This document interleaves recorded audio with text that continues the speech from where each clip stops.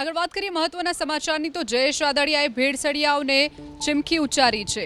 જયેશ રાદડિયાની ચીમકી સૌરાષ્ટ્રના દૂધ ઉત્પાદક મંડળીના પ્રમુખો તથા હોદ્દેદારોને સહકારી આગેવાન જયેશ રાદડિયાની ગર્ભિત ચીમકી, દૂધમાં ભેળસેળ કરશો તો છોડવામાં નહીં આવે। વાઇબ્રન્ટ ગુજરાત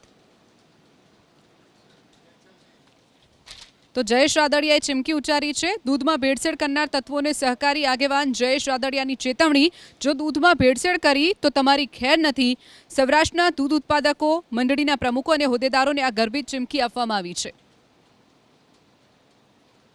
કેટલી બધી દૂધની મંડળીઓ ચાલે છે, એમાં ભેળસેળ વાળું દૂધ ન આવે માટેની પણ જોવાની જવાબદારી તમારી છે। તમને વિનંતી કરું છું, મેં આની પહેલા પણ અનેક વખત સાધારણ સભામાં કીધું છે કે ભેળસેળ વાળું દૂધ મંડળીનો નહીં ચલાવે।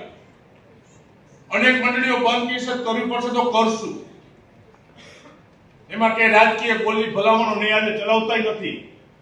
અને નવી ડેરી ચાલુ થતી હોય ત્યાં કહે છે ભાઈ કે તમારી ડેરી ચલાવવા માટેની ભલામણ કરશું, શરૂ થાય એના માટે। પણ એ ડેરીની અંદર ભેળસેળ આવ્યું પકડાણું તો પછી અમારી પાસે ભલામણ લઈ નહીં આવતા।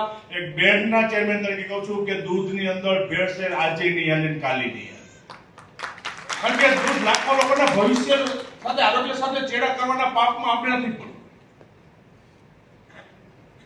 તમે જો દૂધના પશુપાલકો હોય, ડેરી હોય, કરોડો રૂપિયાનો ભાવ ફેર અને સમયે સમયે દૂધનો ભાવ ફેર પણ મહિને મહિને પણ તમને પોસાય રીતના ભાવ રાજકોટ ડેરી કાયમી માટે નક્કી કરતી હોય છે। શોર્ટકટ અપનાવતા ભેળસેળ કરીને એમાં શોર્ટકટનો રસ્તો અપનાવતો નહીં। એવી ડેરીઓ જે નીચે મંડળીઓ ચાલતી હશે તો એને કહું છું કે એને સસ્પેન્ડ કરવાના સુધીના પગલા લીધા છે, આવનારા દિવસોમાં લેવા પડશે તો લેશું આપણે।